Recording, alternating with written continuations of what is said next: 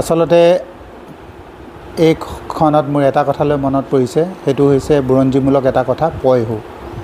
সেই পয়হুৰ শব্দটোৰ পৰা আজি বিহু উৎপত্তি হৈছে বুলি আমি বিভিন্ন সময়ত বিভিন্ন ধৰণৰ গৱেষণামূলক গ্ৰন্থৰ জৰিয়তে আমি পাইছোঁ যে আদিম অসমৰ যিসকল জনগোষ্ঠী ইয়াত আছিল, যিসকল খিলঞ্জীয়া ভূমিপুত্ৰ আছিল, আহোমসকল ইয়ালৈ অহাৰ আগতে তেওঁলোকে বিভিন্ন জাতি জনগোষ্ঠীয়ে আচলতে ইয়াত পয়হু মানে পয় মানে হ'ল গৰু, হু মানে হ'ল ধুৰুৱা, এই পয়হু কৰিছিল।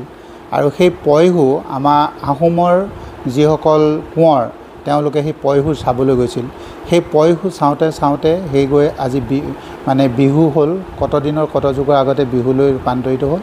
আৰু আজি এই বিহু এই বিভিন্ন জাতি জনগোষ্ঠী মিলি যি অসমীয়া গঠন হ'ল, অসমীয়া জাতি গঠন হ'ল, এই অসমীয়া জাতিৰ এক আয়ুস ৰেখাৰূপে চিহ্নিত হৈছে। বিভিন্ন বিজ্ঞজনে কৈ গৈছে যে বিহু হৈছে আজি অসমীয়া জাতিৰ এক আয়ুস ৰেখা।